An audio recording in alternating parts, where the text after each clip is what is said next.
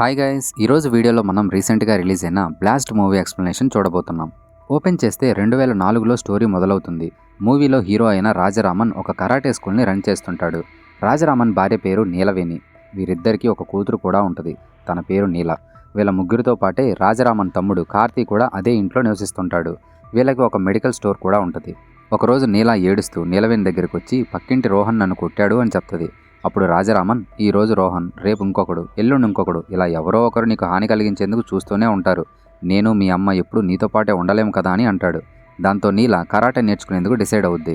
ఇక రిమైనింగ్ స్టూడెంట్స్తో పాటే నీల కూడా రాజరామన్ దగ్గర కరాటే నేర్చుకుంటుంది. ఆ తర్వాత తను రోహన్ దగ్గరికి వెళ్ళి వాడిని తన కరాటే స్కిల్స్తో చితగ్గొట్టి రివెంజ్ తీర్చుకుంటుంది. కట్ చేస్తే 2007 కరాటే టోర్నమెంట్లో నీల ఒక మ్యాచ్ ఓడిపోతుంది. దాంతో తనకి ఆ రాత్రి నిద్ర కూడా పట్టదు.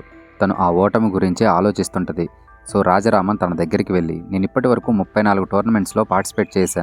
వాటిలో నేను ఒకే ఒక్క టోర్నమెంట్లో మాత్రమే ఓడిపోయా. ఆ రోజు రాత్రి నాకు నిద్ర కూడా పట్టలేదు. నా ఓటమి గురించే ఆలోచించి నాకు మతిపోయినంత పనైంది. అప్పుడే డిసైడ్ అయ్యా, అలాంటి రాత్రి నా లైఫ్లో ఎప్పుడూ రాకూడదని. అలా అప్పటి నుంచి నేను ఎప్పుడూ ఎక్కడా ఓడిపోలేదు. నువ్వు కూడా నాలాగే ఇక ఎప్పుడూ ఓడిపోవు అని ధైర్యం చెప్తాడు. అలా ఆ ధైర్యంతో 2007 కరాటే టోర్నమెంట్లో నీలా ట్రోఫీ గెలుస్తుంది. నిజానికి రాజరామన్ని కొన్ని సంవత్సరాల క్రితం ఒక టోర్నమెంట్లో ఓడించింది ఎవరో కాదు, ప్రస్తుతం తన భార్య అయిన నీలవేణి కొన్ని సంవత్సరాల క్రితం రాజరామన్ని ఓడిస్తుంది. అండ్ రాజరామన్కి కరాటే నేర్పించింది ఎవరో కాదు, నీలవేణి యొక్క నాన్నే రాజరామన్కి కరాటే నేర్పిస్తాడు. ఒకరోజు కొంతమంది రౌడీలు ఒక కుర్రాన్ని అన్యాయంగా కొడుతుంటారు. అది గమనించిన రాజరామన్ ఆ రౌడీలందరితో ఫైట్ చేసి ఆ కుర్రాన్ని కాపాడతాడు. అప్పుడు నీల రాజరామన్తో, ఆ అబ్బాయి ఎవరో నీకు తెలుసా నాన్న అని అడుగుద్ది. లేదు, నాకు తెలియదని రాజరామన్ అంటాడు. మరి ఆ రౌడీలతో ఎందుకు ఫైట్ చేశావని నీలా అడిగిద్ది. దానికి రాజరామన్, చిన్నప్పుడు నాకు ఒక చెల్లి ఉండేది. నాకు 10 సంవత్సరాల వయసున్నప్పుడు నా చెల్లికి నడి రోడ్డులో ఒక ఘోరం జరిగింది. అప్పుడు చుట్టూ ఉన్న జనాలు మౌనంగా ఉండిపోయారు తప్ప ఒక్క మాట కూడా మాట్లాడలేదు. వాళ్ళలో ఏ ఒక్కరు నిలదీసి ఉన్నా ఇప్పుడు నా చెల్లి ప్రాణాలతో మనతో పాటు ఉండుండేది. తన పేరునే మేము నీకు పెట్టాము. ఒక్కటి గుర్తుంచుకో, ఎవరికి అన్యాయం జరిగినా ఎదిరించాలి. అప్పుడే మన పుట్టుకకి ఒక అర్థం ఉంటుందని అంటాడు. కట్ చేస్తే 15 సంవత్సరాలు గడిచిపోతాయి. సుందరం మనుషులు ఒక ముసలావిడ యొక్క స్థలాన్ని కబ్జా చేసి ఆ స్థలానికి నకిలీ పేపర్స్ సృష్టిస్తారు. అలాగే వాళ్ళు ఆ ముసలావిడని బెదిరించి, నువ్వు కానీ ఆ స్థలం యొక్క ఒరిజినల్ పేపర్స్ తీసుకొచ్చి మాకు అప్పచెప్పలేదంటే మేము నీ కూతుర్ని చంపేస్తామని వార్నింగ్ ఇస్తారు. సో తన కూతుర్ని కాపాడుకునేందుకు ఆ ముసలావిడ తమ స్థలం యొక్క ఒరిజినల్ పేపర్స్ తీసుకుని సుందరం మనుషుల దగ్గరికి వెళ్తుంది. అప్పుడు నీల అక్కడికి సడన్ ఎంట్రీ ఇచ్చి తన కరాటే స్కిల్స్తో రౌడీలందరినీ కొట్టిపడేస్తుంది. అలాగే వాళ్ళు తయారు చేసిన ఆ స్థలం యొక్క నకిలీ పేపర్స్ని వాళ్ళ చేతని చించేపించి, ఇంకొకసారి ఇలాంటి పనులు చేస్తే నీకు వాచిపోద్దని వార్నింగ్ ఇస్తుంది. కట్ చేస్తే వరుణ్ దయాలన్ అనే వ్యక్తి టెక్స్టస్ మినరల్స్ ప్రైవేట్ లిమిటెడ్ని రన్ చేస్తుంటాడు. వీడు ఎంత కిరాతకుడంటే, మైనింగ్ చేసే ప్రదేశంలో ఏదైనా ఊరు ఉందనుకోండి, రాత్రికి రాత్రే ఆ ఊర్లోని జనాలందరినీ చంపేసి మైనింగ్ చేసేందుకున్న అడ్డు తొలగించుకునే రకం అన్నమాట. వరుణ్ యొక్క రీసెర్చ్ టీం దాదాపు 5 నెలల నుంచి కీలకాడు అనే గ్రామం చుట్టుపక్కలున్న కొండల్లో బ్లాక్ ఒపాల్ కోసం సెర్చ్ చేస్తుంటారు. చివరికి వాళ్ళు ఆ బ్లాక్ ఒపాల్ ఎక్కడుందో కనిపెట్టేస్తారు. అది 1500 అడుగులు లోతులో ఒక కొండ మధ్యలో ఉంటుంది. అక్కడున్న బ్లాక్ ఒపాల్ యొక్క విలువ దాదాపు 7,000 కోట్ల రూపాయల పైమాటే. సో వీలైనంత త్వరగా మైనింగ్ స్టార్ట్ చేసి ఆ బ్లాక్ ఒపాల్ని బయటికి తీయాలని వరుణ్ అనుకుంటాడు. కానీ ఇక్కడ ప్రాబ్లం ఏంటంటే, ఆ కొండ కిందనే కీలకాడు గ్రామం ఉంది. ఆ గ్రామంలో దాదాపు 800 ఇళ్ళు, 1300 మంది జనాలు నివసిస్తుంటారు. వీళ్ళకి వ్యవసాయమే జీవనాధారం. అలాగే వీళ్ళకి తమ చుట్టుపక్కల ఉన్న కొండలు, అడవులే దేవుళ్ళు, దేవాలయాలు. వాళ్ళు గనక మైనింగ్ మొదలుపెట్టి కొండని డ్రిల్ చేశారంటే ఆ మిషన్స్ యొక్క ప్రెజర్ అండ్ వైబ్రేషన్ వల్ల కొండ ఒక పక్కన కూలిపోద్ది. అంతేకాదు, కొండ కిందనే ఉన్న కీలకాడు గ్రామం అంతా ఆ కొండ శిథిలాల కింద భూస్థాపితమైపోద్ది. కానీ వరుణ్కి ఇదేమీ ఒక సమస్యగా అనిపించదు. తనకి జనాల ప్రాణాల కంటే డబ్బే ముఖ్యం. సో మైనింగ్ చేయడానికి పర్మిషన్ తీసుకునేందుకు వరుణ్ సరాసరి మినిస్టర్ దగ్గరికి వెళ్ళి విషయమంతా చెప్తాడు. అప్పుడు మినిస్టర్, 300 అడుగుల వరకే మైనింగ్ చేసుకునేందుకు నేను మీకు పర్మిషన్ ఇస్తా. మీరు ఎంత లోతుకి తవ్వుకుంటారో తవ్వుకోండి. ఒకవేళ ఆ కీలకాడు గ్రామం మీ మైనింగ్ వల్ల నాశనం అయిపోయినా సరే, మీ కంపెనీ మీద ఎటువంటి కేసు రాకుండా నేను చూసుకుంటా. సో 1,000 కోట్లు నా ట్రస్ట్ అకౌంట్కి ట్రాన్స్ఫర్ చేయండి అని డీల్ మాట్లాడతాడు. ఆ డీల్కి వరుణ్ కూడా ఒప్పుకుంటాడు. కొంచెం సేపటి తర్వాత తను అబ్రహం అనే మోస్ట్ వాంటెడ్ క్రిమినల్కి ఫోన్ చేసి 1,000 కోట్ల రూపాయలని వైట్గా మార్చి ఒక ట్రస్ట్ అకౌంట్కి ట్రాన్స్ఫర్ చేయాలి. ఇది చాలా ఇంపార్టెంట్, అందుకే నీకు ఫోన్ చేశాని అంటాడు. సరే, చేసేద్దామని అబ్రహం అంటాడు. కార్తికేయన్ అనే social environmentalist textile minerals company చేస్తున్న దారుణాల మీద రీసెర్చ్ చేస్తుంటాడు. వాళ్ళు చేస్తున్న మైనింగ్ వల్ల ఇప్పటి వరకు ఎన్ని గ్రామాలు నాశనం అయ్యాయో, ఇప్పటి వరకు వాళ్ళు ఎంతమందిని పొట్టన పెట్టుకున్నారో, ఇలా ప్రతి దాని మీద రీసెర్చ్ చేసి కార్తికేయన్ కొన్ని సాక్ష్యాధారాలని పోగు చేస్తాడు. ఈ విషయం వరుణ్కి తెలిసిపోద్ది. సో కార్తికేయన్ యొక్క అడ్డు తొలగించుకునేందుకు తను కృపాకరణ్ అనే రౌడీకి ఫోన్ చేసి విషయం చెప్తాడు. కట్ చేస్తే కృపాకరన్ తమ్ముడు శివ కొంతమంది రౌడీలను తీసుకెళ్లి కార్తికేయన్ యొక్క భార్యని అలాగే తన కూతుర్ని కూడా దారుణంగా నరికి చంపేస్తాడు. అబ్రహాం వరుణ్ యొక్క 1000 కోట్ల రూపాయలని మార్క్ దగ్గరికి తీసుకెళ్తాడు. మార్క్ అబ్రహాంతో మీ 1000 కోట్లు ఈ రోజే మెయిన్ డీలర్ అకౌంట్కి చేరుకుంటాయి. నువ్వు దుబాయ్కి వెళ్ళి ఈ 100 రూపాయల నోట్ని వాళ్ళకి చూపించావంటే వాళ్ళు నువ్వు చెప్పే ట్రస్ట్ అకౌంట్కి మీ 1000 కోట్లని వైట్ మనీగా ట్రాన్స్ఫర్ చేస్తారు అని చెప్పి అబ్రహాంకి ఒక 100 రూపాయల నోట్ని ఇస్తాడు. కట్ చేస్తే కార్తీ రాజరామన్తో నేను రాజేష్ పెళ్లి చూసుకుని 2 రోజుల్లో తిరిగొస్తా, ఈ 2 రోజులు మీరే మన షాప్ని చూసుకోండి అని చెప్తాడు. నీలా ఆఫీస్లో పని పూర్తి చేసి ఇంటికి బయలుదేరుతుండగా నీలా ఎక్కిన క్యాబ్లోనే తన టీం లీడర్ కూడా ఎక్కుతాడు. వాడు నీలాతో మాట్లాడుతూ నెలకు నీకు వచ్చేది 30,000 జీతమే కదా, అదే నువ్వు కానీ నాకు కోఆపరేట్ చేస్తే నీకు ప్రమోషన్ వచ్చేలా చేస్తా, దాంతో నీ జీతం డబుల్ అవుద్ది అని తన తై మీద చేయి వేస్తాడు. ఇంకేముంది, నీలా వాడిని చితక్కొట్టి కారులోంచి రోడ్డు మీదకి తన్నిద్ది. ఇక అప్పటి నుంచి వాడు నీలా జోలికి వెళ్ళడు. నెక్స్ట్ సీన్లో పోలీసులు ఒక చోట డ్రంక్ అండ్ డ్రైవ్ టెస్టులు చేస్తుండగా వాళ్ళకి దగ్గరలోనే ఒక కార్కి యాక్సిడెంట్ అవుద్ది. తీరా చూస్తే అందులో అబ్రహాం ఉంటాడు. కానీ ఈ అబ్రహాం ఎవరో పోలీసులకు తెలియదు. తను ఎవరో మామూలు వ్యక్తి అని అనుకుని తనని వెంటనే హాస్పిటల్కి తీసుకెళ్లి వైద్యం చేయిస్తారు. కార్ ట్రాన్స్ఫార్మర్కి బలంగా గుద్దడంతో అబ్రహాం తలకి దెబ్బ తగులుతుంది.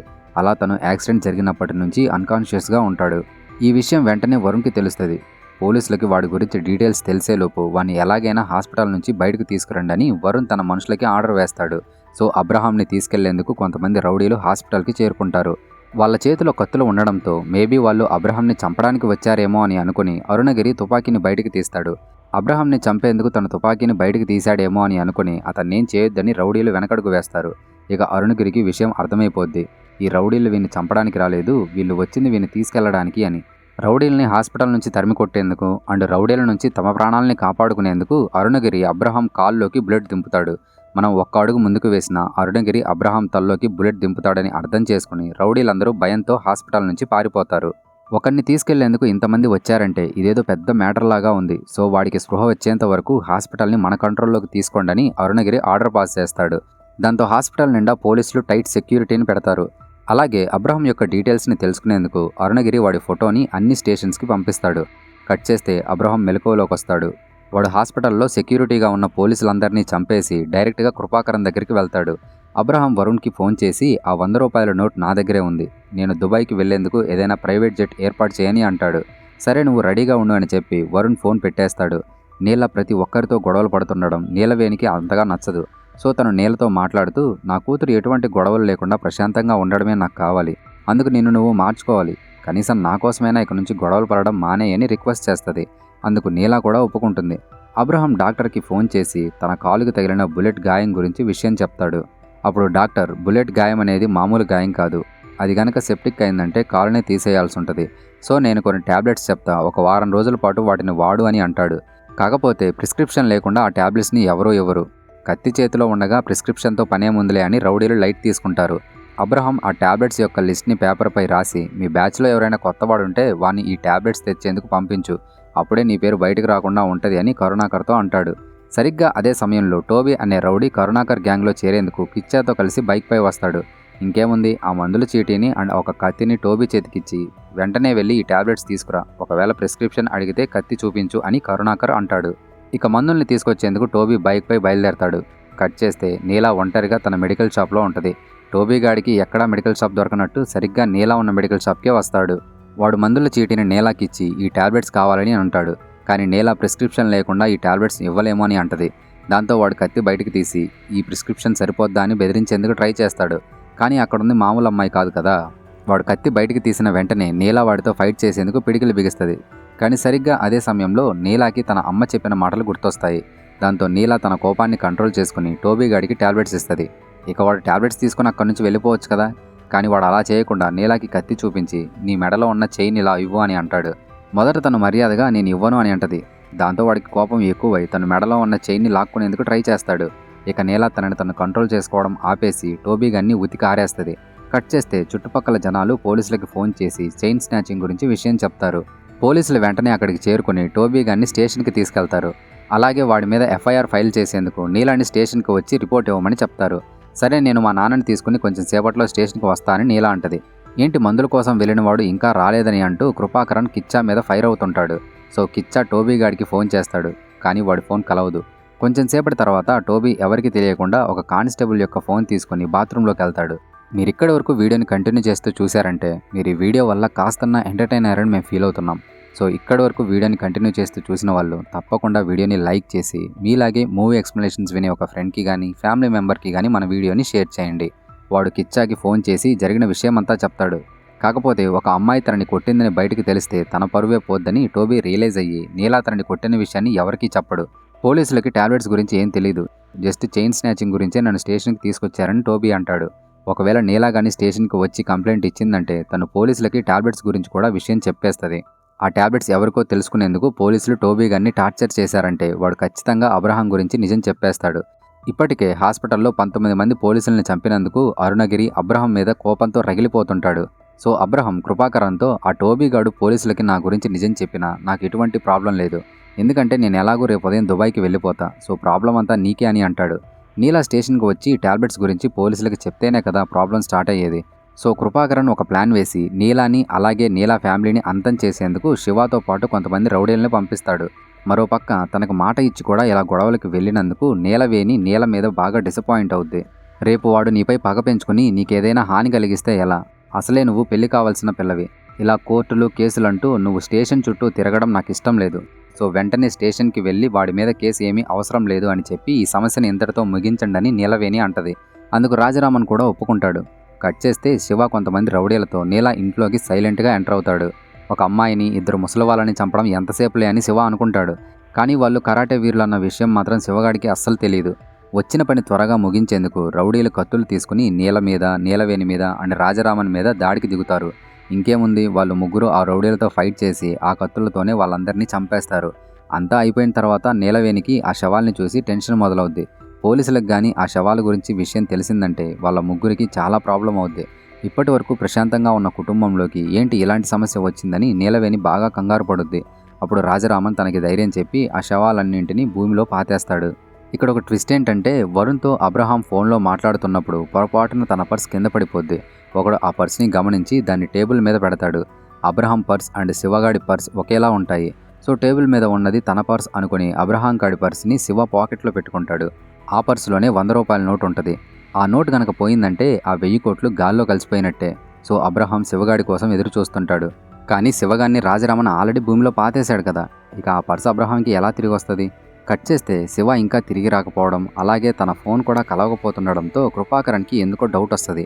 సో తను చించూకి ఫోన్ చేసి శివ ఇంకా తిరిగి రాలేదు, అసలు ఏం జరిగిందో ఒకసారి ఆ ఇంటికి వెళ్ళి మ్యాటర్ తెలుసుకొని అంటాడు. దాంతో చించు వెంటనే నీలా ఇంటికి బయలుదేరతాడు. అప్పుడు తనకొక వీధిలో శివగాడి జీప్ కనిపిస్తుంది. ఆ జీప్ టైర్కి మేకు గుచ్చుకొని పంచర్ అయి ఉండడాన్ని చించు గమనిస్తాడు. ఆ తర్వాత తను నీలా ఇంటికి చేరుకుని కిటికీలోంచి తొంగి చూస్తాడు. తీరా చూస్తే నీలవేణి ప్రశాంతంగా సీరియల్ చూస్తుంటుంది. ఈ పరిణామాలన్నిటి వల్ల చించుకు ఒక విషయం అర్థమవుద్ది. ఇక వాడు వెంటనే కృపాకరన్కి ఫోన్ చేసి అసలు మన వాళ్ళు ఆ అమ్మాయి ఇంటికి వెళ్ళలేదు, ఎవరో మార్గం మధ్యలో జీప్కి పంచ్ చేసి వాళ్ళని ఎక్కడికో తీసుకెళ్లిపోయారని చెప్తాడు. పూర్ణ మార్కెట్ 1 టౌన్ ఎస్ఐ పండు అనే రౌడీకి ఫోన్ చేసి సీజ్ చేసి గోడౌన్లో పెట్టిన 1 కిలో గంజాయిని ఎవరో తీసుకెళ్లిపోయారు, సోమవారం పొద్దున్నే సరుకుని కోర్టులో సబ్మిట్ చేయాలి అని హెల్ప్ అడుగుతాడు. అప్పుడు పండు, ఇప్పుడు నా దగ్గర సరుకు లేదు సార్, నెహ్రూ నగర్లో శివ ఉంటాడు, తనని కలిస్తే మీకు సరుకు దొరికిద్దని అంటాడు.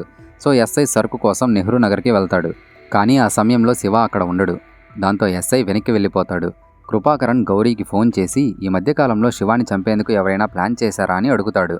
అప్పుడు గౌరీ రీసెంట్గా పూర్ణ మార్కెట్ 1 టౌన్ ఎస్ఐ శివ కోసం వచ్చాడు, కానీ తను ఎందుకు వచ్చాడో విషయం చెప్పలేదు. ఆ సమయంలో శివ అందుబాటులో లేకపోవడం వల్ల ఎస్ఐ వెనక్కి వెళ్ళిపోయాడని అంటాడు. వాడి మాటలు విన్న తర్వాత కృపాకరన్కి టెన్షన్ మొదలవుద్ది. ఎందుకంటే చైన్ స్నాచింగ్ కేసులో పోలీసులు టోబీని తీసుకెళ్లింది కూడా పూర్ణ మార్కెట్లోని 1 టౌన్ స్టేషన్కే. అంటే టోబీ గాడు పోలీసులకి టాబ్లెట్స్ గురించి నిజం చెప్పేసినట్టుంది. వాళ్ళు అబ్రహాంకి బదులు నా తమ్ముడిని తీసుకెళ్లారు అని కృపాకరన్ ఫిక్స్ అవుతాడు. సో తన తమ్ముడిని కాపాడుకునేందుకు అరుణగిరి యొక్క భార్యని కొడుకుని కృపాకరన్ కిడ్నాప్ చేయిస్తాడు. వాళ్ళని స్క్రూ డ్రైవర్తో టార్చర్ చేస్తున్న వీడియోని అరుణగిరికి పంపించి హాస్పిటల్లో నీ కస్టడీ నుంచి తప్పించుకున్న అబ్రహాంని పట్టుకునేందుకే నువ్వు నా తమ్ముడిని తీసుకెళ్లావని నాకు తెలుసు, నువ్వు ఎంత కొట్టినా వాడు నీకేం చెప్పడు, మర్యాదగా నా తమ్ముడిని వదిలిపెట్టు, లేదంటే నీ కొడుకుని భార్యని చంపేస్తా అని కృపాకరన్ వార్నింగ్ ఇస్తాడు. అసలు ఎవడ్రా నువ్వు, నీ తమ్ముడిని నేను తీసుకెళ్లడమేంటి అని అరుణగిరికి ఏం అర్థం కాదు. నటించడం ఆపరా, నీ స్టేషన్లో ఉన్న టోబీ నీకు అన్ని విషయాలు చెప్పేశాడని నాకు తెలుసు, మర్యాదగా నా తమ్ముడిని తీసుకుని 1 గంటలో ఎన్నోర్ లైట్ హౌస్ దగ్గరికి రా అని చెప్పి కృపాకరన్ ఫోన్ పెట్టేస్తాడు. సరిగ్గా అదే సమయంలో నీలా రాజరామన్ స్టేషన్కి చేరుకుంటారు. ఎందుకు ఇలాంటి వాళ్ళతో గొడవ అని నా వైఫ్ భయపడుతుంది, లైఫ్లో ఫ్యామిలీనే కదా సార్ ఇంపార్టెంట్, అందుకే అతనిపై కేసేం వద్దు అని రాజరామన్ కానిస్టేబుల్తో అంటాడు. అరుణగిరి రూమ్లోంచి బయటకు వచ్చి టోబీని లాఠీతో చితక్కొట్టి తన నుదుటి మీద గన్ పెడతాడు. తన టోబీ గాడికి కృపాకరణ్ యొక్క వాయిస్ వినిపించి అసలు ఎవడు వీడి తమ్ముడు పేరేంటి, వీడి తమ్ముడు ఎక్కడున్నాడు అని క్వశ్చన్ చేస్తాడు. దాంతో టోబీ భయపడుతూ ఆ వాయిస్ కృపాకరణ్ అనే రౌడీది, తన తమ్ముడి పేరు శివ, ఆ శివ ఎక్కడున్నాడో నాకు తెలియదు సార్ అని అంటాడు. మరోపక్క వరుణ్ అబ్రహాంకి ఫోన్ చేసి ప్రైవేట్ జెట్ దుబాయ్లో ల్యాండ్ అయ్యేందుకు పర్మిషన్ దొరకలేదు, సో నా మేనేజర్ని ప్యాసింజర్ ఫ్లైట్లో దుబాయ్కి పంపించాలనుకుంటున్నా. ఇప్పుడు నా మేనేజర్ నీ దగ్గరకు వస్తాడు, నువ్వు ఆ 100 రూపాయల నోట్ని తనకి ఇచ్చేసేయని అంటాడు. అసలు అబ్రహం ఎవడో తెలుసుకునేందుకు అరుణగిరి వాడి ఫోటోని ఇంతకుముందు అన్ని స్టేషన్స్కి పంపిస్తాడు కదా. కాకినాడ కమిషనర్ అబ్రహం ఫోటోని చూసి వెంటనే అరుణగిరికి ఫోన్ చేసి వాడి పేరు అబ్రహం, వాడొక most wanted under world criminal, పెద్ద పెద్ద మర్డర్ కేసులకి వీడితో సంబంధం ఉంది, వీడికి గ్యాంగ్ ఏమీ లేదు, వీడు ఏం చేసినా ఒంటరిగానే చేస్తాడు, ఏదైనా వెరీ వెరీ ఇంపార్టెంట్ పని ఉంటే తప్ప వీడు బయటికి రాడని కమిషనర్ అంటాడు. అది విన్న అరుణగిరి షాక్ అయిపోతాడు. వరుణ్ మేనేజర్ తన దగ్గరికి వచ్చేలోపు ఎలాగైనా ఆ 100 రూపాయల నోట్ తీసుకురావాలని అబ్రహం డిసైడ్ అవుతాడు. కట్ చేస్తే వాడు ముత్తుకుమారన్ అనే పోలీస్ ఆఫీసర్పై దాడి చేసి కృపాకరన్ తమ్ముడు ఎక్కడున్నాడని క్వశ్చన్ చేస్తాడు. నిజంగా తను ఎక్కడున్నాడో మాకు తెలీదు, ఆ టోబీ మాకేం చెప్పలేదు, ఆ కరాటే మాస్టర్ కూతురు వచ్చి కేసు వాపస్ తీసుకుంది అని ముత్తుకుమారన్ అంటాడు. అది విన్న అబ్రహాంకి బల్ వెలుగుద్ది. ఇక వాడు ముత్తుకుమారన్ని చంపేసి డైరెక్ట్గా నీలా ఇంటికి బయలుదేరతాడు. మనం చేసిన తప్పుల వల్ల ఆ పోలీస్ ఆఫీసర్ యొక్క భార్య కొడుకు చావబోతున్నారు, మనం ఎలాగైనా వాళ్ళని కాపాడాలని నీలవేణి రాజరామన్ మాట్లాడుకుంటుంటారు. ఆ సమయంలో అబ్రహం ఎంట్రీ ఇచ్చి మిమ్మల్ని చంపడానికి వచ్చిన ఆ 6 మంది ఎక్కడా అని అంటాడు. ఇక వాళ్ళ మధ్య ఫైట్ మొదలవుద్ది. వాళ్ళు నలుగురు పోటాపోటీగా ఫైట్ చేసుకుంటారు. చివరికి అబ్రహం వాళ్ళ ముగ్గురిని కొట్టిపడేసి నీలవేణిని కత్తితో చంపబోతాడు. సరిగ్గా అదే సమయంలో కార్తీక్ ఎంట్రీ ఇచ్చి అబ్రహాంపై దాడి చేస్తాడు. నిజానికి ఈ కార్తీక్ కూడా కరాటే వచ్చనమాట. ఇక వాళ్ళు నలుగురు అబ్రహాంని కొట్టిపడేసి కుర్చీలో బంధిస్తారు. ఆ ఇన్స్పెక్టర్ యొక్క కొడుకుని భార్యని ఎక్కడ దాచారో చెప్పు అని రాజరామన్ అబ్రహాంని కొడతాడు. దాంతో వాళ్ళు ఎక్కడున్నారో అబ్రహం నిజం చెప్పేస్తాడు. కట్ చేస్తే నీలా రాజరామన్ కృపాకరన్ దగ్గరికి వెళ్ళి రౌడీలందరినీ చంపేస్తారు. వాళ్ళు కృపాకరన్ని కూడా చంపబోతుండగా సరిగ్గా అదే సమయంలో వరుణ్ మేనేజర్ ఎంట్రీ ఇస్తాడు. కృపాకరన్ రాజరామన్తో మమ్మల్ని చంపి మీరు ప్రశాంతంగా ఉండగలరని అనుకుంటున్నారా? మీరు మమ్మల్ని చంపేస్తే మాకంటే శక్తివంతమైన మరో వ్యక్తి మిమ్మల్ని చంపేందుకు వస్తాడు. తనకు కావాల్సిన ఒక వస్తువు మీ దగ్గర ఉంది, మీరు గనక దాన్ని మాకు ఇచ్చారంటే తను మిమ్మల్ని ప్రాణాలతో వదిలేస్తాడని 100 రూపాయల నోటు గురించి చెప్తాడు. 100 రూపాయల కోసం మనుషుల్ని చంపడం ఏంటని రాజరామన్ వాడి మాటల్ని నమ్మడు. సో ఆ బ్లాక్ ఒపాల్ మైనింగ్ గురించి, కీలకాడు గ్రామం గురించి, 1000 కోట్ల వైట్ మనీ గురించి, అలాగే 7000 కోట్ల ప్రాఫిట్ గురించి వరుణ్ మేనేజర్ రాజరామన్కి చెప్తాడు. అసలు వీళ్ళు చెప్తుంది నిజమో కాదో తెలుసుకునేందుకు తన కార్తీకి ఫోన్ చేసి విషయం చెప్తాడు. కార్తీ శివగాడి శవాన్ని భూమిలోంచి బయటకు తీసి వాడి పాకెట్లోని పర్స్ ఓపెన్ చేస్తాడు. తీరా చూస్తే అందులో నిజంగానే 100 రూపాయల నోట్ ఉంటుంది. అంటే వీళ్ళు చెప్తుంది నిజమే అని నీలా రాజరామన్కి అర్థమవుద్ది. ఆ నోట్ కానీ మీరు ఇవ్వలేదంటే వరుణ్ మీ ఫ్యామిలీ మొత్తాన్ని దారుణంగా చంపేస్తాడని వార్నింగ్ ఇస్తాడు. నీలా ఒక్క క్షణం ఆలోచించి, అంటే మీకు ఆ నోట్ ఇస్తే మినిస్టర్ అకౌంట్లో దుబాయ్ నుంచి 1000 కోట్లు డిపాజిట్ అవుతాయి, దాంతో మీరు హ్యాపీగా మైనింగ్ చేసుకోవచ్చు, మీ మైనింగ్ వల్ల కొండచర్యలు ఊడిపడి ఆ కీలకాడు గ్రామంలోని ప్రజలు చనిపోయినా మీకు అనవసరం కదా అని నీలా అంటది. ఇంకేముంది, ఆ ఊరి ప్రజల ప్రాణాల కోసం వాళ్ళు ఆ నోట్ని తగలబెట్టేసి కృపాకరణ్ అండ్ వరుణ్ యొక్క మేనేజర్ని చంపేస్తారు. ఆ తర్వాత నీల ఒక రౌడీ ఫోన్ని రూమ్లో బంధించబడి ఉన్న అరుణగిరి భార్య కొడుకు దగ్గరికి తలుపు కింద నుంచి విసిరేస్తుంది. ఇక నీల రాజరామన్ అక్కడి నుంచి వెళ్ళిపోతారు. కట్ చేస్తే అరుణగిరి భార్య ఆ రౌడీ ఫోన్ నుంచి అరుణగిరికి ఫోన్ చేయడం, పోలీసులు వెంటనే అక్కడికి వచ్చి వాళ్ళిద్దరిని సేవ్ చేయడం చకచకా జరుగుతాయి. శివాని తీసుకువెళ్లిన వాళ్లే ఈ హత్యలన్నీ చేసుంటారు అని పోలీసులు డిసైడ్ అవుతారు. మినిస్టర్ వరుణ్కి ఫోన్ చేసి, ఏంటి ఇంకా డబ్బులు అకౌంట్లో పడలేదు, నీ మేనేజర్ని ఎవరో చంపేశారని న్యూస్లో కూడా చూపిస్తున్నారు, ఇంతకీ నన్ను ఏదైనా కేసులో ఇరికించేందుకు నువ్వు ప్లాన్ చేయడం లేదు కదా అని అంటాడు. అలాంటిదేం లేదు, మీకు రావాల్సిన 1000 కోట్లు ఒకచోట ఆగిపోయాయి, నాకు ఒక్కరోజు టైం ఇవ్వండి అని వరుణ్ అంటాడు. సరే, ఒకే ఒక్కరోజు నీకు సమయం ఇస్తున్నా, నువ్వు కానీ ఆ డబ్బుల్ని అకౌంట్లో వేయలేదంటే మన డీల్ క్యాన్సిల్ చేస్తా అని మినిస్టర్ అంటాడు. దాంతో ఇక వరుణ్ డైరెక్ట్గా రంగంలోకి దిగుతాడు. ఒక పక్క రాజరామన్ వాళ్ళు అబ్రహాంని బతికుండగానే భూమిలో పాతిపెట్టేస్తారు. ఇక మిగిలిన్నది వరుణ్ మాత్రమే. వాణ్ణి కూడా చంపేస్తే ప్రశాంతంగా ఉండొచ్చని నీలా రాజరామన్ వరుణ్ దగ్గరికి వస్తారు. అదే సమయంలో రౌడీలందరూ తమ ఇంటికి చేరుకుని తలుపుల్ని బద్దలు కొడతారు. ఇక 2 చోట్ల ఫైట్ మొదలవుద్ది. నీలవేణి, కార్తీ రౌడీలందరినీ చాలా ఈజీగా కొట్టిపడేస్తారు. నీలా రాజరామన్ కూడా రౌడీలందరినీ చంపేస్తారు. ఇక నీలా రాజరామన్ వరుణ్ మధ్య ఫైట్ జరుగుద్ది. వాళ్ళ మధ్య జరిగిన ఫైట్లో మొదట వరుణ్ పై చేయి సాధించినప్పటికీ చివరికి రాజరామన్ అతన్ని కత్తితో చంపేస్తాడు. కట్ చేస్తే 3 నెలలు గడిచిపోతాయి. ఆ హత్యలన్నీ చేసింది ఎవరో పోలీసులు ఇంకా కనిపెట్టలేకపోవడంతో సిబిఐ చేతికి కేసుని అప్పగిస్తారు. ఇక ఇక్కడితో మూవీ ఎండ్ అయిపోతుంది. మనం మళ్ళీ మరో వీడియోతో కలుద్దాం. అంతవరకు టేక్ కేర్, బాయ్.